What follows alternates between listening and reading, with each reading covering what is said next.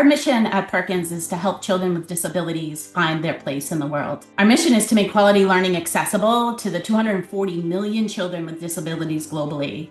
And last year, we reached nearly 2 million of those children. CVI stands for is cerebral or cortical visual impairment. It's about how the brain processes the information that we're looking at. Statistically, 1 in 30 kids have CVI, so that's about 1 in every classroom. We saw a big need to make sure that there was a strong training opportunity for any kind of educator to be able to take and then implement it right into their classroom. We didn't just want to show these videos. We wanted this to be a much more active approach. The whole goal of this is that we really want that active learning, that active observation, that immediate feedback, and then that reflection to really help bridge that theory and then the actual active practice. So we are only a team of 2, but all of that wayfinding is so easy on the platform that allowed us to really be able to scale this program without getting bogged down with all that. The AI features saves me as a designer a ton of time, and it saves the instructor a ton of time. This honor truly celebrates how our teaching training courses scale Perkins' impact